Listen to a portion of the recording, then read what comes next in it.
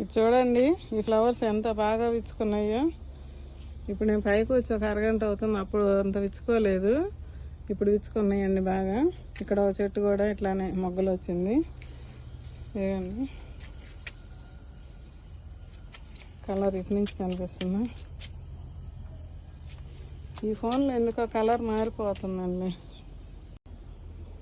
ఇదిగండి ఇవి కూడా కోస్తున్నానండి. శంకు పూలు ఇటు ఇవన్నీ కోసేసరికి చాలా లేట్ అవుతుంది. మీకు ఫుల్ వీడియోలో చూపించా కోయటం నిన్న. ఈరోజు మళ్ళీ షార్ట్లో చూపిస్తున్నానండి. గబగబా కొయ్యాల్సిందే, టైం అయిపోతుందా, ఏం చేయాలి చెప్పండి మీరే. ఇదండి చూడండి అసలుకి ఎంత బాగున్నాయో. చూసారా ఎంత బాగున్నాయో మొగ్గలు కానీ ఫ్లవర్స్ కానీ.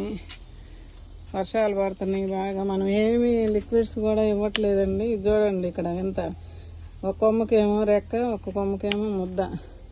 భలే వస్తున్నాయండి. ఇదిగోండి ఇక్కడ కూడా రెక్క వచ్చింది, ఇక్కడ ముద్ద వచ్చింది.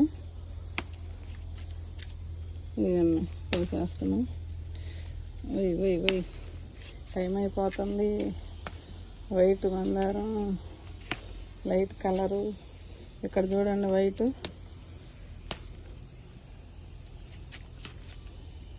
బాగా మొగ్గలు వస్తున్నాయండి ఇప్పుడైతే. ఇంక ఇవన్నీ పింక్ రేపు వస్తాయి. ఒక రోజు రెస్ట్ తీసుకుంటాయి కొన్ని మొక్కలు, మళ్ళీ అవన్నీ చూపిస్తాం. ఏండి సన్నజాజులన్నీ కోసుకొని వచ్చాను. మందారాలు, ఇక లిల్లీ పూలు, ఇక బంతి మందారాలు. వర్షాలు పడుతున్నేసరికి బాగా వర్షపు నీళ్ళల్లోనే మినరల్స్, విటమిన్స్, మొక్కకు కావాల్సిన పోషకాలన్నీ వర్షపు నీటితోటే మొక్కకు అందుతున్నాయండి. అందుకే ఇప్పుడు మనం ఏమి పోషకాలు కూడా ఇవ్వపని లేదండి. ఇవ్వకపోయినా మంచిగా పూలు పూస్తున్నాయి, చూస్తున్నారు కదా.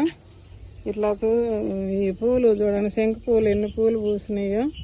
శంకులు బాగా వర్షాలు పడ్డప్పుడు, ఎందుకంటే వాటికి బాగా నీళ్లు ఉండాలి. నీళ్ళు ఒకరు ఎండిపోతే మాత్రం మొక్కలు పూలు రావట్లేదండి. ఓకే అండి, వర్షపు నీటితోనే మనం ఇన్ని పూలు పూపించుకుంటున్నాం చూడండి. ఉంటానండి, బాయ్ అండి.